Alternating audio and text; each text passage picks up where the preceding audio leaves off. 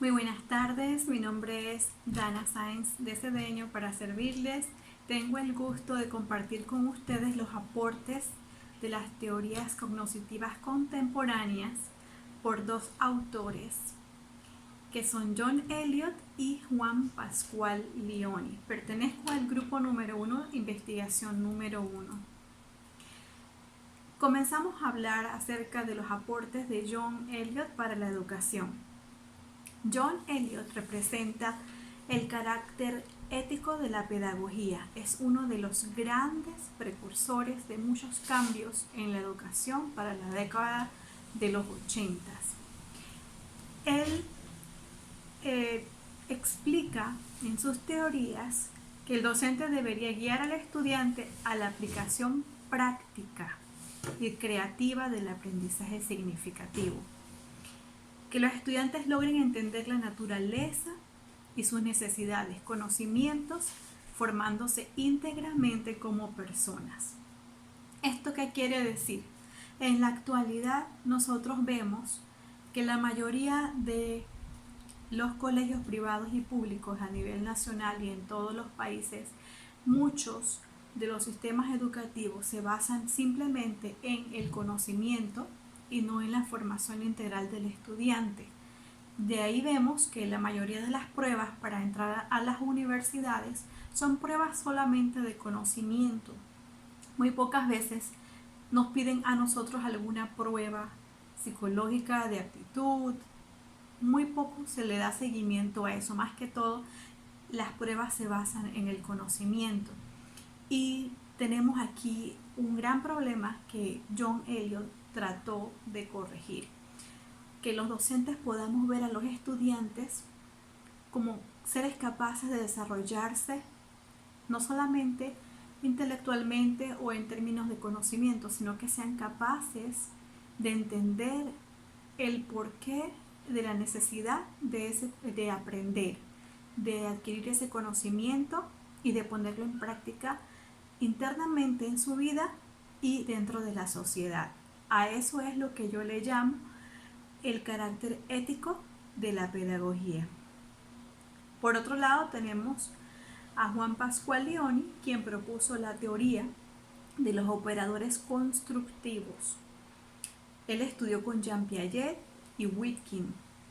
Sus trabajos de investigación se relacionan con la memoria, el aprendizaje y entre otras cosas. Vamos a ver algunas de sus postulaciones, algunos de sus principios, qué experimentos hicieron para tener ideas más claras acerca de sus aportes a la educación. Las teorías cognitivas de John Elliott. El valor final de la práctica docente se encuentra no solo en los objetivos, sino en la intencionalidad educativa.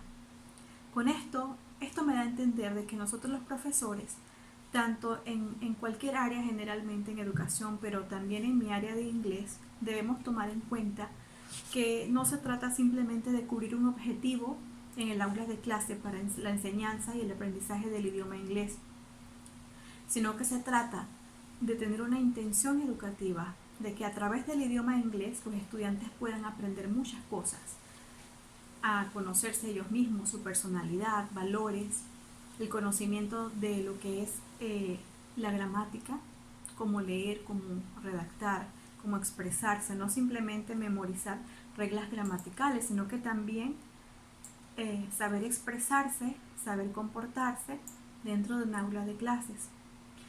Muchos estudiantes se aburren cuando uno le presenta cosas que tienen que aprenderse de memoria, cosas que tienen que leer sin sentido.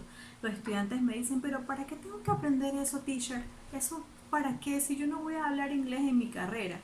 Es porque no ven el aprendizaje como significativo.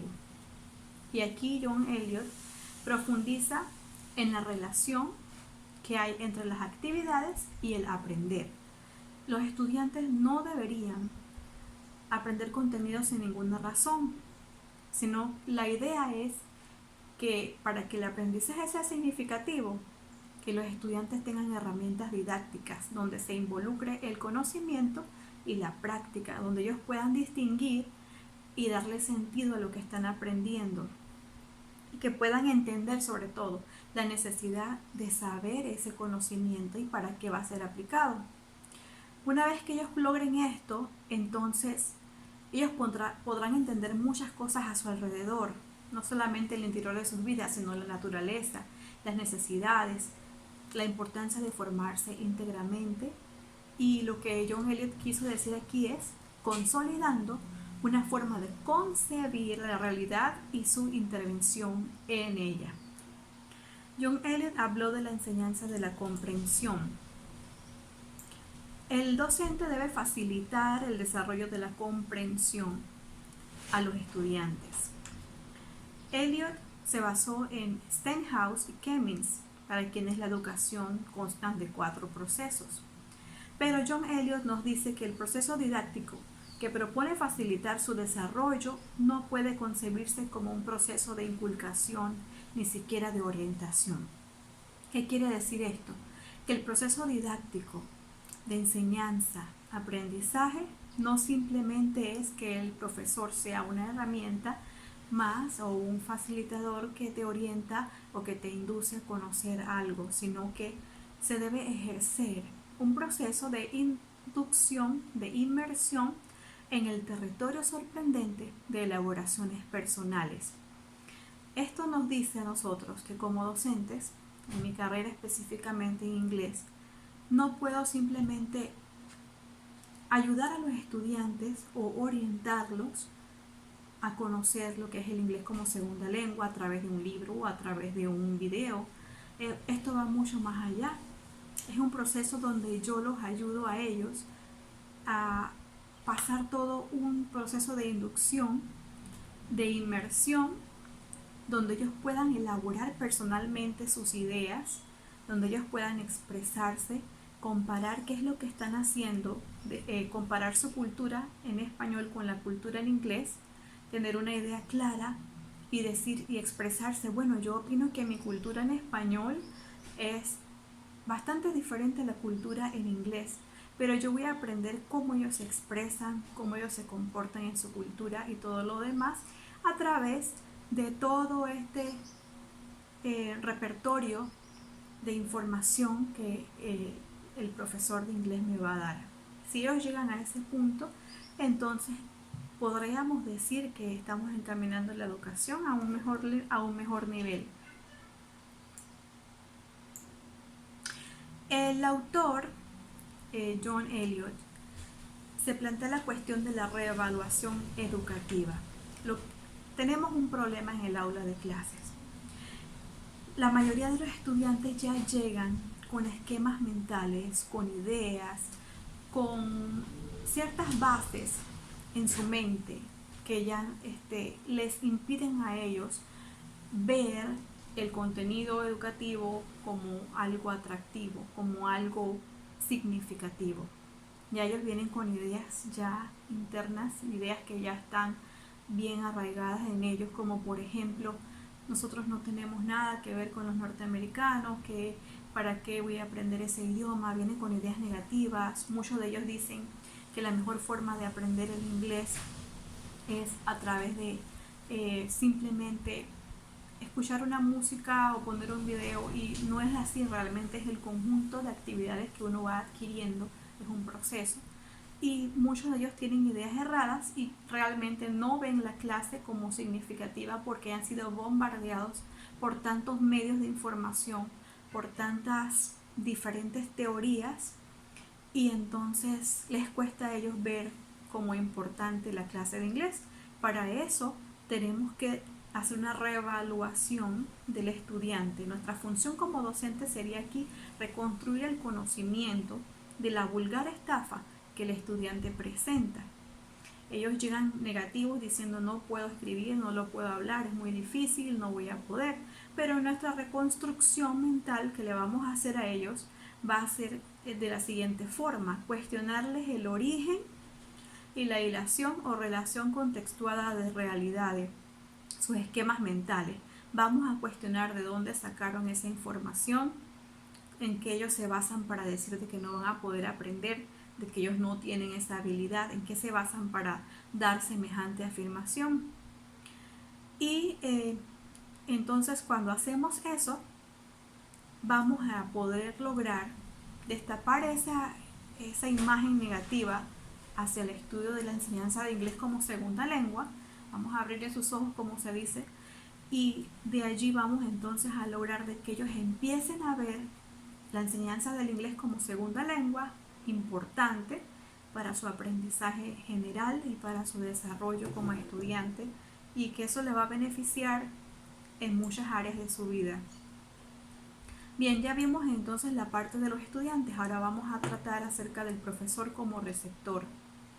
El profesor que el autor John Eliot describe es un profesor que debe estar bien preparado para manejar una empresa que sea ética y comprensiva, que sea un profesor. No solamente es una herramienta, no es solamente un técnico. Un profesor no es solamente alguien que ayuda, sino que tiene intenciones, que tiene el amor por enseñar, que tiene esa pasión por cambiar las cosas dentro de su aula, y que lo hace a través de experimentos.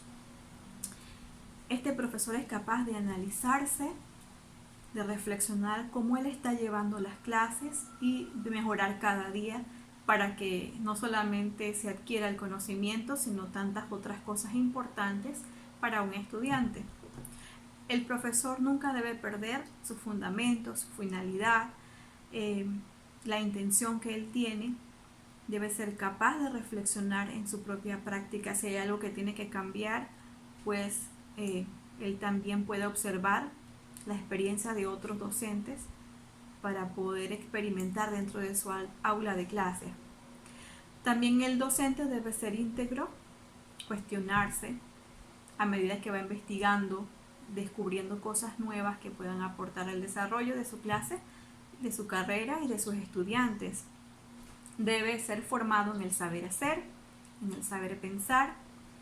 Debe tener un carácter cooperativo, tanto con sus colegas como con su empresa, como con sus estudiantes. Siempre tener el deseo de ayudar a los demás. Eso a él le llama la deliberación práctica. Debe desarrollar teorías apoyándose en sus propias experiencias, pero también en la experiencia de sus compañeros, de los demás docentes. Debe tener también, es un proceso que debe tener dentro de él, que debe adquirir, un proceso de acción y reflexión cooperativa, de indagación y experimentación. El profesor aprende a enseñar a medida que va indagando qué es lo que necesitan los estudiantes. Entonces el profesor aprende allí a enseñarles a esa aula de clase específicamente, o a ese medio o a ese lugar donde él se encuentra. Así que el profesor aprende al enseñar, enseña y aprende. Interviene para facilita la información, facilita las herramientas didácticas, facilita el análisis, facilita actividades en donde los estudiantes se puedan sentir cómodos, pero no impone ni sustituye la comprensión de los alumnos por sus propias ideas.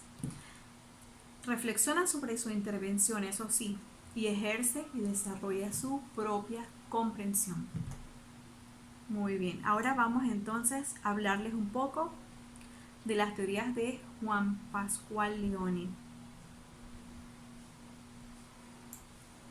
Juan Pascual Leone desarrolló sus teorías a principios de los 60. Su propuesta fue perfilada en los Estados Unidos para 1978, 88 y 99 aproximadamente. Él habló acerca del sistema psicológico humano. Está compuesto por dos niveles. El sistema subjetivo son esquemas que usamos para procesar la información, y los operadores constructivos, que actúan sobre estos esquemas y posibilitan o restringen la forma en que funcionan y se aplican estos sistemas en nuestros cerebros. Él mencionó que los esquemas constan de componentes básicos, los desencadenantes y otros que son los efectores. Nosotros tenemos que los esquemas en nuestro cerebro pueden intercoordinarse, dando lugar a estructuras complejas que se llaman sistemas operacionales. Él propuso la teoría de los operadores constructivos. Es una teoría de desarrollo cognitivo organísmico, donde él analizó otros estudios que habían hecho anteriormente acerca del cerebro, cómo funciona nuestro cerebro para adquirir y procesar la información. Pero él se basó en los procesos cerebrales fisiológicos, cuantificó las limitaciones del proceso cognitivo en situaciones de resolución de problemas y en diferentes etapas de desarrollo de la persona. Esto quiere decir que si entendemos cómo funciona nuestro cerebro, las distintas partes que intervienen en los procesos de formación del conocimiento, si entendemos que fuimos dotados de muchas capacidades mentales para adquirir, procesar información, interrelacionarlas, crear apoyo. Nuestro cerebro, en realidad, con todos estos esquemas y todos estos sistemas operadores constructivos, nos ayudan a manejar toda la información, a relacionarla y a seguir produciendo mucha más información que nos ayuda a resolver situaciones en nuestras vidas. Esto es lo que él quiere decir, de que somos capaces de resolver problemas, adquirir información y desarrollar aún mucho más nuestro conocimiento y la aplicación de ese conocimiento, pero eso va a depender también de diferentes etapas de nuestra vida. Tenemos la etapa de la niñez, de la adolescencia y de la adultez. Muchas veces podemos decir, se puede decir de que tanto los adolescentes como los adultos tienen ya capacidades ya bastante desarrolladas y que podrían resolver casi que las mismas situaciones, pero no en todos los casos. Esta teoría explica el funcionamiento psicológico en cuanto a la combinación dinámica de esquemas. Se trata del software del cerebro, procesos del sistema funcional que llevan información. Y los operadores vienen siendo como el hardware oculto del cerebro. Los operadores que actúan sobre esquemas generan pensamientos, acciones y aprendizaje. Los operadores son otros sistemas que son más complejos.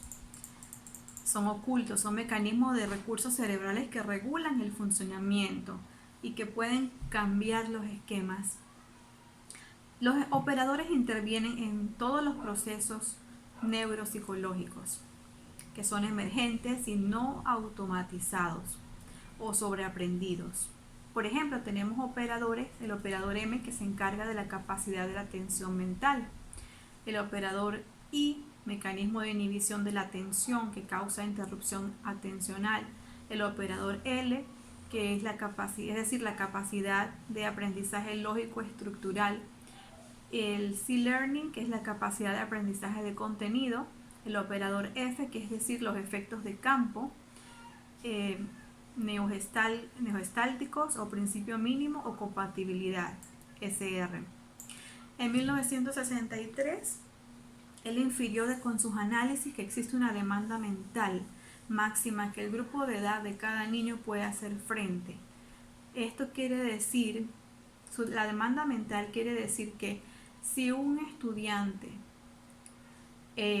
ha desarrollado mentalmente capacidades para resolver problemas, si se le pone una tarea en el salón de clases, este estudiante solamente va a poder ser capaz de resolver esas tareas si ya tiene ciertas bases mentales, cierta capacidad mental para poder resolver esas tareas. Solo cuando el crecimiento del poder mental en un niño es igual o mayor que la demanda mental de la tarea, el niño puede resolver una tarea de manera confiable. En cuanto a la aplicación y sus aportes en el área de la carrera de inglés, podría decir que hay muchas cosas que deberíamos cambiar, empezando por la parte íntegra de la enseñanza del inglés como segunda lengua, enseñar valores a los niños en inglés, expresiones de saludo, saber cómo expresarse educadamente en un salón de clases, son cosas que deberíamos incluir en nuestra meta como docentes, porque no solamente se le está enseñando un idioma, sino que se le está enseñando una cultura, se le está enseñando también modales, y eso va eh, involucrado en lo que es el crecimiento personal del estudiante, porque un idioma no solamente tiene conocimientos, gramática, sino que también un idioma tiene que ver con cómo uno se expresa, cómo uno atiende a las personas en una conversación, también cómo uno lee. Hay reglas para leer, para analizar. No todo va a ser memoria, no todo va a ser reglas gramaticales, y la educación es integral. Yo pienso que si uno ama la educación, ama a sus estudiantes, uno puede lograr todo esto. No solamente tener objetivos de adquisición de conocimiento ni de memoria, sino que tengamos objetivos de organizar todas estas enseñanzas, involucrarlas dentro de una persona que es la que va a adquirir el conocimiento del inglés, y esas personas son nuestros estudiantes, verlos a ellos como personas que deben crecer, que deben ser íntegros y que les debe agradar lo que van a aprender, y que deben entender que lo que van a aprender les va a beneficiar a ellos tanto en su vida diaria, en su vida familiar, en sus negocios, en el medio ambiente donde se encuentren, que en algún momento dado van a tener la oportunidad de comunicarse con extranjeros y que el idioma inglés les va a facilitar muchas cosas. Bueno, muchísimas gracias por su atención. Que Jesús le bendiga.